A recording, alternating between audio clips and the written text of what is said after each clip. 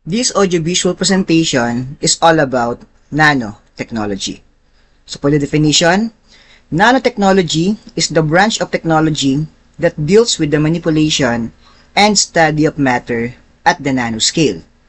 So sinasabi po dito na ang nanotechnology ay isang branch ng technology na nag-aaral at nagmamanipulate ng mga bagay na kung tawagin ay nanoscale.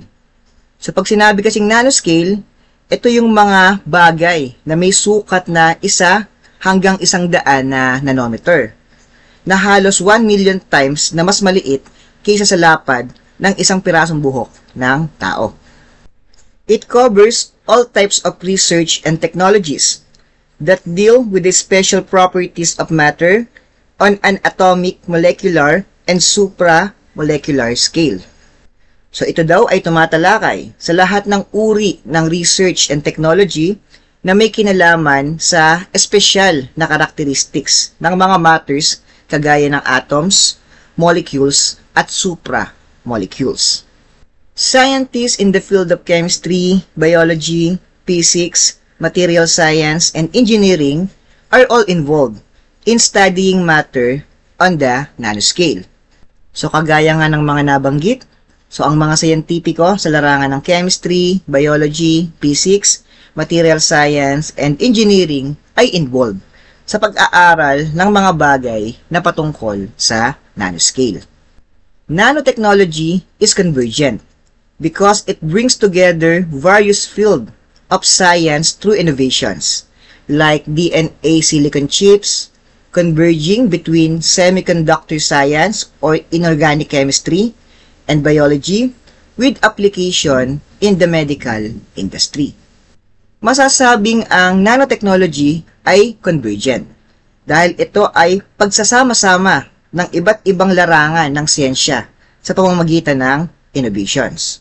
So halimbawa nga dito, yung DNA silicon chips na nagdudulot ng pagsasama-sama ng semiconductor science or inorganic chemistry at biology na may mga application sa medicine industry.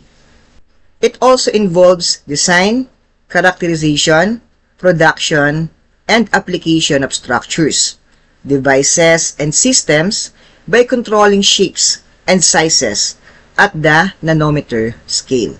At sinasabi dito na ito rin ay patungkol sa pagdidisenyo, pagkakarakterize, produksyon, at application ng mga structures, aparato, at mga sistema sa pamamagitan ng pagkontrol sa mga hugis at sukat sa antas ng nanometer. This technology is enabling in the sense that it provides the platform and the tools to produce innovations. Masasabing ang teknolohiyang ito ay mako-consider na enabling dahil nagbibigay ito ng platforms at mga kagamitan upang makalikha ng mga pagbabago at mga bagong idea. To decipher how nanotechnology works, 3 dimensions must be considered. So, upang maunawaan natin kung paano gumagana ang nanotechnology, mayroon itong 3 dimension na dapat isaalang-alang. Letter A, the first dimension involves tangible objects, which include materials, devices, and systems. So, sinasabi dito na ang unang dimension ay nauugnay sa mga bagay na tangible. Pag sinabi nating tangible, ito yung mga bagay na maaaring masuri o mahawakan, tulad ng mga materyales, aparatus, at mga sistema. So, sa pamamagitan ng nanotechnology, maaaring makalikha tayo ng mga bagong material na may espesyal na katangian at pag-anda sa pamamagitan ng pagkontrol sa mga antas ng atoms and molecules. Halimbawa nito ay ang paggamit ng nanomaterials upang lumikha ng mas matibay at mas epektibong mga aparatus tulad ng computer chips o mga sensor. For letter B, the second dimension deals with the passive and static objects, even if they have the same composition. So the active devices, like those that can store information, induce energy, or change their state. And the manufacture, which refers to atomically precise manufacturing or APM like of instruments and procedures. So, ang second dimension na binanggit ay naglalakip ng tatlong aspeto. Una, mga passive at static materials. Pangalawa, mga active apparatus. Pangatlo, ang manufacture. So, isa-isahin po natin. First, passive and static objects refer to the things that cannot store information, provide energy, or change their state. These are typically composed of materials that do not have active properties. So, ang mga passive and static na materials ay tumutukoy sa mga bagay na hindi kayang mag-store or mag-imbak ng impormasyon, magbigay ng enerhiya, o magbago ng kanilang kalagayan. Ito ay karaniwang binubuo ng mga materials na walang aktibong katangian. Number 2, active devices, on the other hand, are objects that have the ability to store information, provide energy, or change their state.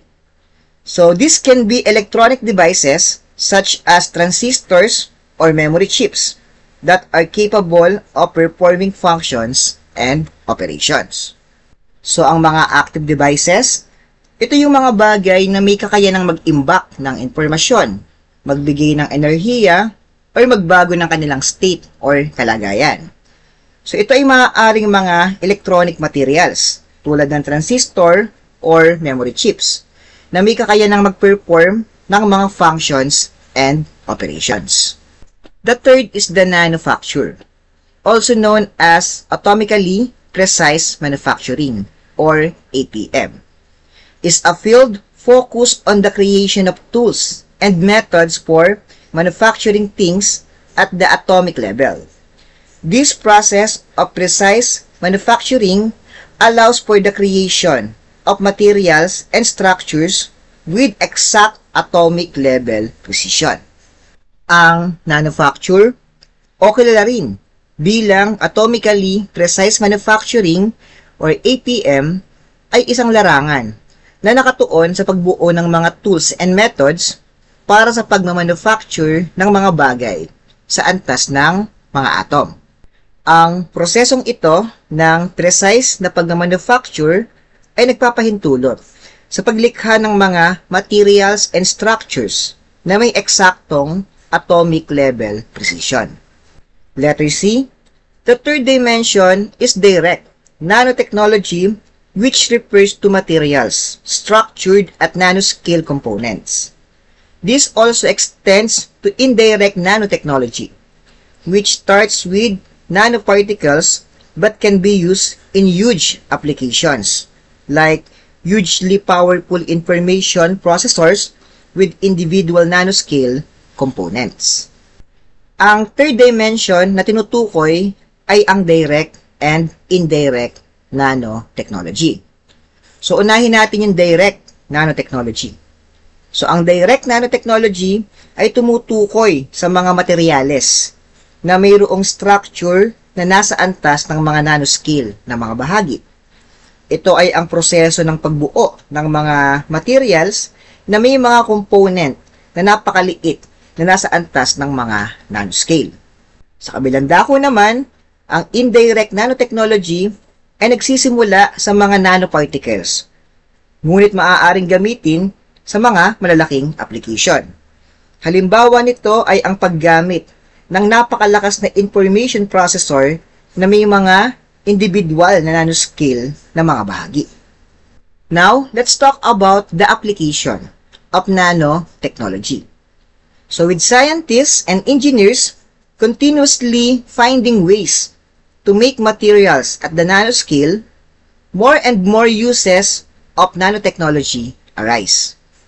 Gaya nga ng nabanggit, sa patuloy na paghahanap ng mga scientists and engineers ng mga paraan upang makagawa ng mga materials na kung tawagin ay nanoscale, mas lalong lumalabas ang maraming paggamit or usage ng nanotechnology. In medicine, nanotechnology has numerous applications in the development of more effective drugs. So sa larangan ng medisina, napakarami ng aplikasyon ng nanotechnology sa pagbuo ng mas epektibong mga gamot. Assisted by the view of molecules afforded by X-ray lasers, biological mechanisms can be simulated to destroy a cancer cell while it is treated by drug-bearing nanoparticles. Sa tulong ng mga X-ray lasers, maaaring masuri at masimulan ang mga biological mechanism na nagaganap sa loob ng mga cells. Sa pamamagitan nito, maaaring maipakita kung paano na ang mga nanoparticles na nagdadala ng gamot ay maaaring gamitin upang sirain ang mga cancer cell. Nanobots or molecular scale workers can employ molecular processes within cells, which can deliver drugs to specific molecular sites or even carry out surgery. Ang mga nanobots o yung mga molecular scale workers ay maaaring gamitin upang magtrabaho sa loob ng mga cells. Ang mga ito ay may kakayanang gamitin ang mga molecular processes sa loob ng mga cells upang maghatid ng mga gamot sa isang operation or surgery. It is now possible to diagnose prevalent contagious disease like HIV, AIDS, malaria, tuberculosis, among others, with screening devices using nanotechnology. So sinasabi dito na sa panahon ngayon, posible nang makapag-diagnose ang mga nakakahawang sakit tulad ng nabanggit, HIV or AIDS, malaria, tuberculosis, at iba pa gamit ang mga screening devices na gumagamit ng nanotechnology. Water purification systems containing nanomaterials and utilizing new membrane technologies containing variable force size filters like the forward osmosis membrane technology of hydration technologies are now available. Ngayon, available na ang mga sistema ng paglilinis ng tubig na naglalaman ng mga nanomaterials at gumagamit ng mga makabagong membrane technologies na may mga filter na may iba't ibang sukat ng 4 tulad ng forward osmosis membrane technology ng hydration technologies. Nanoparticles are also used to prepare heat-resistant and self-cleaning surfaces such as floors and bench tops. Ang mga nanoparticles ay ginagamit din upang maghanda ng mga heat-resistant and self-cleaning ng mga surfaces tulad ng sahig at mga bench top. Nanoparticles of silicon dioxide or titanium dioxide can also make a surface repel water, thus preventing stains. So, ang mga nanoparticles ng silicon dioxide or titanium dioxide ay maaari ring gawing surface ng repel water na nagiging dahilan upang maiwasan yung mga mancha. Detergent molecules self-assemble into a sphere to form a nickel that allows the detergent to trap oils and fats within the cavity of the sphere that aids in washing surfaces. Ang mga molecules ng detergent ay nag-aayos ng kanilang sarili upang magbuo ng isang bilog na tinatawag na nickel na nagpapahintulot sa detergent na hulihin ang mga oils and fats sa loob ng cavity of sphere at ito ay tumutulong sa paglilinis ng mga surface. Zeolites are silicon oxides and aluminum oxides that have specific nanoporous cage-like structures that are used as molecular sieves. Ang mga zeolites ay mga silicon oxide at aluminum oxide na may espesyal na nanoporous cage-like na may mga structure na ginagamit bilang molecular sieves. In agriculture, novel techniques of nanotechnology applications are applied to breed crops. with higher levels of micronutrients to detect pests and to control food processing. Sa agriculture, ang mga bago at innovating techniques and application ng nanotechnology ay ginagamit upang magpalaki ng mga tanim na may mas mataas na antas ng micronutrients, upang matukoy ang mga peste at upang kontrolin ang pagproseso ng pagkain. Ultra-small probes on earth surfaces for agricultural application and control of soil, air, and water contamination are also developed using nanotechnology. At sa pamamagitan ng nanotechnology, maaari din tayong gumawa ng mga ultra-small probe or sensor na maaaring gamitin sa agriculture. Ang mga ultra-small probes ay may kakayanan na mag-monitor ng kalidad ng lupa, hangin, at tubig sa mga sakahan. A simple, cheap, and effective way of removing arsenic in soil and water is through the use of the titanium dioxide nanoparticles. So, ang sinasabi lang dito na yung pinakasimple, mura, at effective na paraan ng pagtanggal ng arsenic sa lupa at tubig ay sa pamamagitan ng titanium dioxide nanoparticles. So, ang titanium dioxide nanoparticles ay napakaliit na mga particle ng titanium dioxide na may kakayanang mag-react at mag-absorb ng mga chemical tulad ng arsenic. Sa pamamagitan kasi ng paghalo ng titanium dioxide nanoparticles sa lupa or sa paglubog sa tubig na may mataas na antas na arsenic, ang mga nanoparticles ay magiging aktibo at magagamit upang magtanggal ng arsenic. A nanotechnology-inspired detector from Washington, which can sense the smallest amount of radiation located at the nuclear leak faster and more accurately at the Fukushima Daiichi Nuclear Power Plant. Sinasabi dito na may isang nanotechnology-inspired detector na nagmula sa Washington na kayang makapag-detect ng pinakamaliit na amount ng radiation. Ito ay ginagamit upang mas mabilis at mas accurate na matukoy ang mga radiation leak sa Fukushima Daiichi Power Plant. Chlorinated compounds like chlorinated solvents and pesticides, polychlorinated biphenyls or PCBs, and brominated compounds are major environmental contaminants that can be reduced using nanoscale metal particles such as FeO or iron oxide, Fe or alloy, in conjunction with iron filings. Ang mga chlorinated compounds kagaya ng nabanggit tulad ng chlorinated solvents and pesticides, polychlorinated biphenyls or PCBs, at brominated compounds ay malalaking contaminant sa environment na maaaring maibaba gamit ang mga nanoscale metal particles tulad ng iron oxide and alloy, kasama na yung mga iron filings. Silver has long been known to exhibit strong antimicrobial properties. So, gaya ng nabanggit, ang silver ay matagal lang kilala sa pagpapakita ng malakas na antimicrobial na mga properties.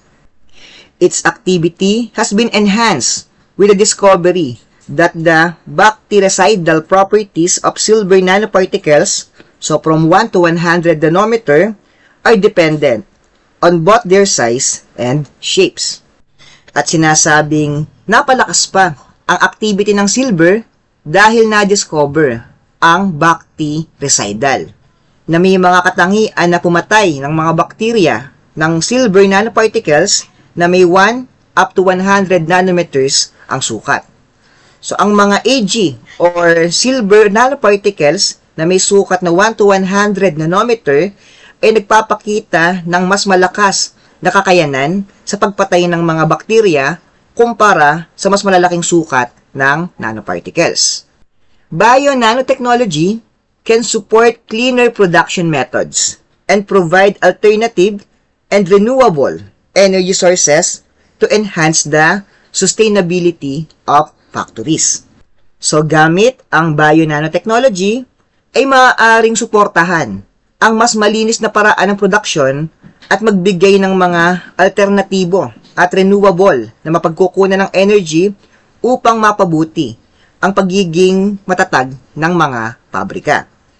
Ang bio-nanotechnology ay naglalayo na gamitin ang mga biological processes at may mga nanomaterial upang lumikha ng mga solusyon sa mga environmental issue at energy. Nanotechnology helps in energy consumption, like in the use of graphene into a coating material, resulting in the need for only one layer, which does not require a multifunctional film coating. Sinasabi dito na ang nanotechnology ay nakakatulong sa pag-consume ng energy, tulad sa paggamit ng graphene bilang isang coating material na nagre-resulta sa pangangailangan lamang ng isang layer, na hindi na nangangailangan pa ng multifunctional na film coating. Nanoscale chemical reagents or catalysts are smaller, yet they increase the rate of chemical reaction, thus lessening the input of raw materials. So yung mga nanoscale chemical reagents or catalysts ay mas maliliit, ngunit nagpapabilis ng takbo ng mga chemical reaction, na nagresulta sa mas kaunting pangailangan sa mga raw materials. In the Philippines, nanotechnology can be applied in making sources of renewable energy accessible to many, developing medicine that would address serious diseases, improving the state of agriculture, and more.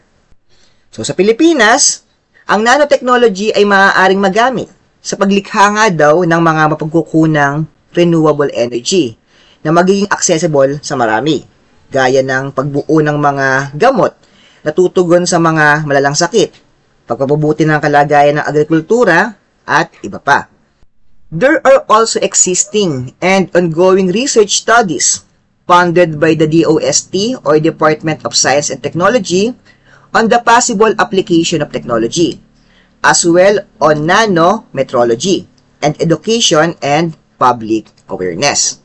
So sa kasulukuyan, meron din pong mga pag-aaral at research na pinondohan ng DOST ukol sa posibleng aplikasyon ng technology, pati na rin sa larangan ng nanometrology at edukasyon and public awareness.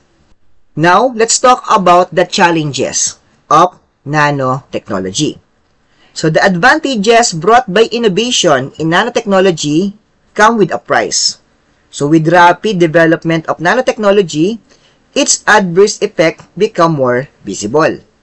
So, sa kabila ng mga advantages na dala ng innovation sa nanotechnology, dapat pa rin po nating isaalang-alang ang mga posibleng masamang epekto at mga issue patungkol dito. The environmental effect of mineral-based nanoparticle found in cosmetics, paints, clothing, and other products are questioned as they go through sewerage treatment plants untreated due to their undetectable size. Ang epekto sa environment ng mga mineral-based nanoparticles na matatagpuan sa mga cosmetics, pintura, damit, at iba pang produkto ay kino-question dahil sa hindi natatanggal ang mga sewerage treatment plants dahil sa kanilang hindi ma-detect na sukat. They can be carried down by fine silks or microplastics with both organic and inorganic pollutants. Thus, this may affect water source. Ang mga mineral-based nanoparticles ay maaari ding dalhin pababa sa mga maliliit na silks or microplastics na naglalaman ng mga organic at inorganic na polusyon. Dahil dito, maaaring maapektuhan ang mga pinagkukuhanan ng tubig. For instance, in the 1980s, a semiconductor plant contaminated the groundwater in Silicon Valley, California. So, nung pangyayari noong 1980s, may isang semiconductor plant sa Silicon Valley, California na nag-contaminate ng groundwater. Noong mga panahong iyon, ang nasabing semiconductor plant ay gumagawa ng mga electronic materials gamit ang mga chemical na maaaring magdulot ng polusyon sa kapaligiran. So sa proseso po kasi ng kanilang operasyon, ang ilang mga chemical ay maaaring napunta sa lupa at nagdulot ng kontaminasyon sa groundwater. Carbon nanotubes used in the manufacture of memory storage, electronics, batteries, etc. were found to have unknown harmful impacts to the human body by inhalation into lungs comparable to asbestos fiber 11. A pulmonary toxicological evaluation of single-wall carbon nanotube indicated that it is more toxic than carbon black and whites. So yung mga carbon nanotubes na ginagamit sa pagmamanufacture ng mga nabanggit, memory storage, electronics, battery, at iba pa, ay natuklasang may hindi kilalang panganib na epekto sa katawan ng tao kapag ito ay nalanghap o napunta sa mga baga natin, katulad ng asbestos fiber. So, ang isang pagpususuri sa pulmonary toxicological ng single-wall carbon nanotubes ay nagpapahiwatig na ito ay mas toxic pa kaysa sa mga carbon black and whites. Due to its size, a nanoparticle is not easy to analyze. Lack of information and methods of characterizing nanomaterials makes it a challenge to detect each concentration in air or in any matrix of the environment. At dahil maliit ang sukat ng isang nanoparticles, hindi ito madaling ma-analyze. At ang pagiging challenges sa pagtukoy ng concentration nito sa hangin o sa anumang matrix ng environment ay ang kakulangan ng impormasyon at mga kaparaanan na pagkakakilanlan ng mga nanomaterials. Predicting the toxicity of a nanomaterial relies heavily on information about its chemical structures since minor changes in its chemical function group could drastically change its properties. Ang pag-predict sa mga toxicity ng isang nanomaterial ay nakasalalay ng malaki sa impormasyon tungkol sa kanyang chemical structure. Dahil ang maliliit na pagbabago sa kanyang chemical function group ay maaaring magdulot ng mga malalaking pagbabago naman sa kanyang properties. Point-to-point risk assessment in all stages of nanotechnology should then be conducted to ensure the safety of human health and environment. At ang pagsasagawa ng mga point-to-point risk assessment sa lahat ng yugto ng nanotechnology ay mahalaga upang matiyak ang kaligtasan ng kalusugan ng tao at ng ating environment. Risk assessment should include the exposure risk and its probability of exposure, toxicological analysis, transport risk, persistence risk, transformation risk, and ability to recycle. Ang risk assessment ay dapat maglakip ng mga pagsusuri patungkol sa mga nabanggit. Okay, una, panganib sa pagkaka-expose at mga probability ng pagkaka-expose. Pangalawa naman, toxicological analysis. Pangatlo, panganib or risk sa transportation. Pang-apat, persistent risk. Next is transformation risk. At yung pangalawa naman, yung kakayanan sa pag-recycle. This is which is quite expensive due to the difficulty of detecting nanoparticles. At masasabing, ang proseso ng pagtukoy ng mga nanoparticles ay maaaring maging mahirap at magastos dahil ang pagkakakilanlan at pagtukoy ng mga nanoparticles ay kadalasang gumagamit ng mga komplikadong instruments tulad ng electron microscope, atomic force microscope, or espesyal na mga pamamaraan ng spectroscopy. Ang mga instrument na ito ay may kamahalan at nangangailangan din ng espesyal na kaalaman at kasanayan upang gamitin at maunawaan ang mga magiging resulta para dito.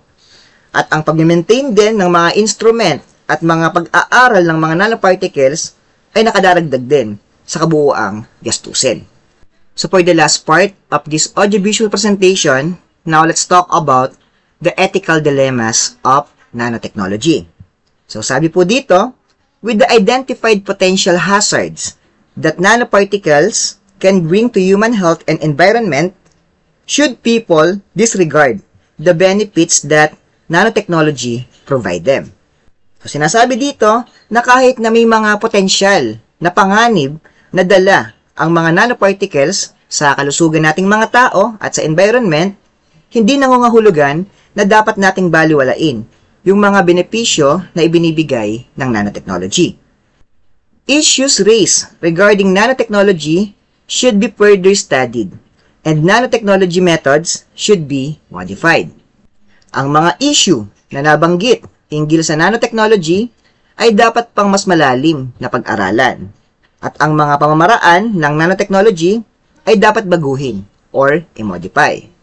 For example, altering the composition of graphene, known to be one of the most advanced material for structural improvement, replacing silicon in electronic devices, and thermal transferring nanomaterials can be done to diminish environmental hazards of nanotechnology. Kagaya nga sa ibinigay na example, ang pagbabago ng komposisyon ng graphene na kilala bilang isa sa pinakamahusay na material para sa mga structural improvement at pagpapalit ng mga silicon sa mga electronic apparatus at ang paggamit ng mga nanomaterial na thermal transferring ay maaaring gawin upang bawasan ang epekto nito sa environment. Some studies also found microorganisms that can decompose graphene to make it less toxic for the environment. At ilan sa mga pag-aaral ay natuklasan na mayroong mga microorganism na kayang mag-decompose ng mga graphene upang gawin itong mas hindi nakakalason sa environment. Ang mga ito ay nagagawa ng mga biochemical processes upang bawasan ang toxicity ng graphene at gawin itong mas biodegradable. It is imperative, therefore, that experts and governments support themselves with enough knowledge on how nanomaterials work for the benefit of society. At sinasabi dito na ito ay lubhang napakahalaga, kung kaya't ang mga eksperto at ang gobyerno ay dapat magkaroon ng sapat na kaalaman sa kung papaano gumagana ang mga nanomaterial para sa pakinabangan ng society.